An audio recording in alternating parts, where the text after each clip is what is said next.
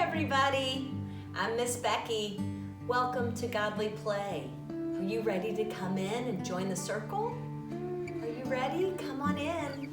Miss Marty is here and she has a great story to tell you today. Hi, Miss Marty. Hi, Miss Becky. Hi, everyone. We're so glad you're here with us. Come on in. Come on and get settled. Get all ready for our story.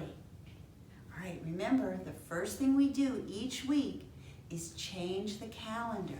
We have to change the circle of the church year calendar, and Miss Becky's going to come and do that for us. Thank you. All right, here we are. We're working through all these green growing Sundays, and I'm going to move it one more week closer to Advent. Thanks, Miss Marty. I can't wait to hear your story. Thanks, Miss Becky. All right, now remember the other thing we like to do is this is a sacred place. This is a special place where we come to listen to stories. So to make it a special place, the first thing we do is light our sacred candle, which sometimes we call the Christ candle. And in your boxes, remember we gave you each a candle, and we're seeing so many pictures of everyone enjoying them. So I'm going to turn my candle on, just like you're going to do at your house. And that tells me we're ready for our story.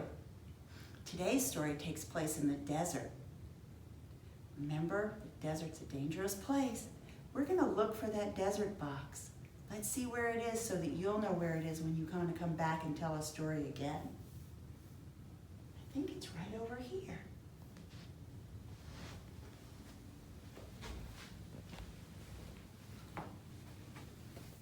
This is the desert.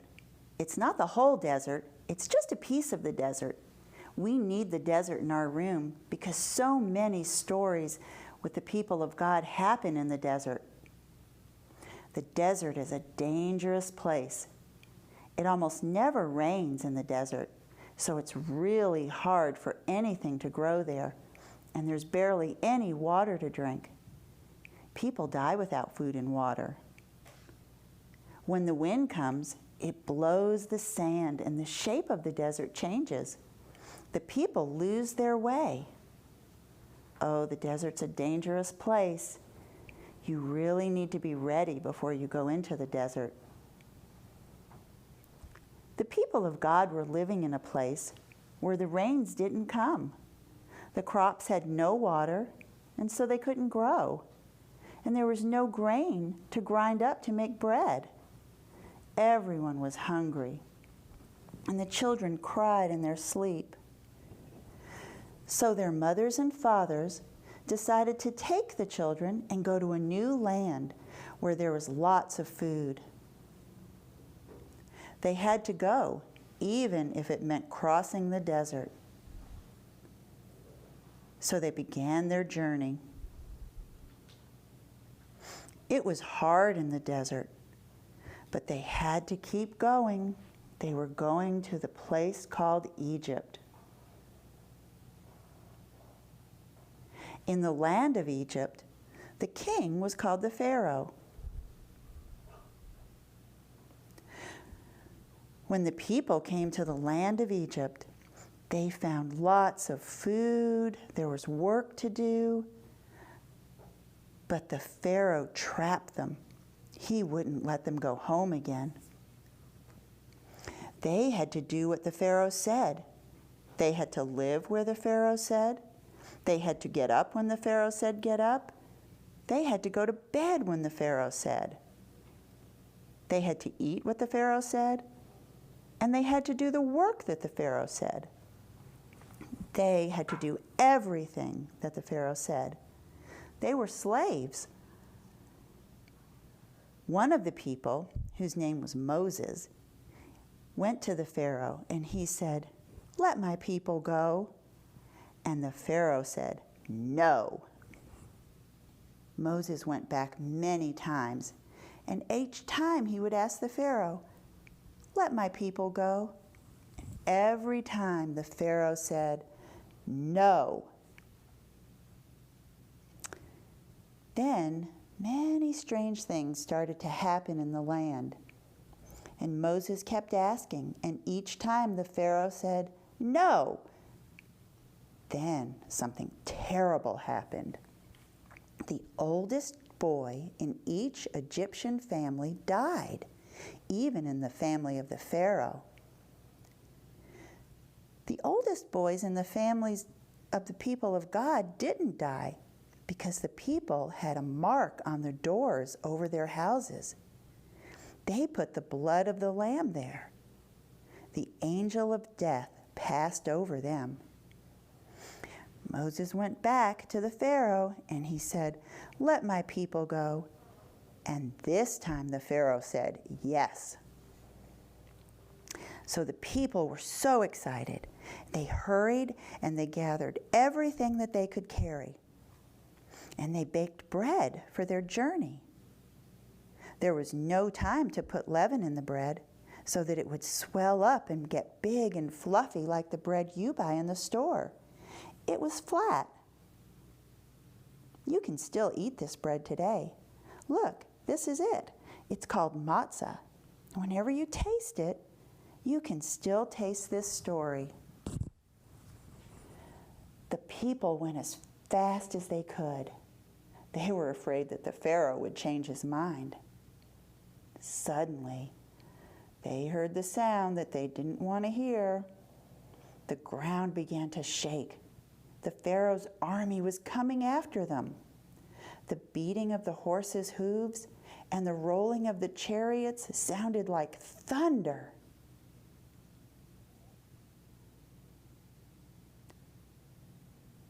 The army of the Pharaoh pushed the people against the water. They didn't know what to do. God came so close to Moses, and Moses came so close to God that he knew how to get the people across the water. Look, this person was so scared as he crossed. Look, this one's running. And look, this one was so happy.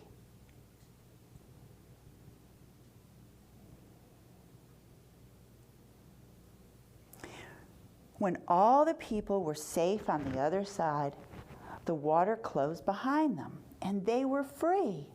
The army of the Pharaoh couldn't get them anymore. Now all the people were free on the other side. They were so happy that they all gave thanks to God. And Miriam, who was the sister of Moses, led the dancing. Okay, that was a great story, wasn't it? I wonder what part of the story you like the best. I wonder what part of the story is the most important. I wonder what part of this story is about you, or where you are in this story. I wonder if there's any part of this story we could leave out and still have the same story. Remember in our story we talked about the bread. Well, here's a basket that has some of our bread in it. Remember, it was called matzah bread. You can get this in your stores near your houses. This bread is still used today in the Passover. We're going to use some of this in our feast today. So now it's time, if you would like, to go and get your boxes and you can do a response to the story. You might draw the people of God, you might use some sand and make a sand picture, whatever you like, okay?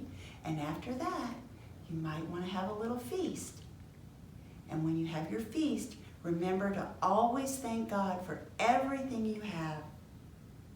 And end your prayer with amen. All right, thanks for coming. We'll see you next time. Bye.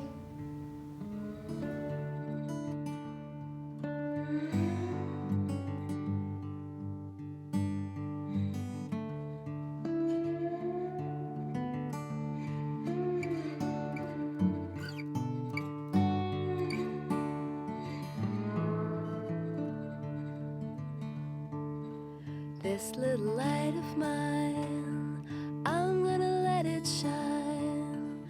This this little light of mine.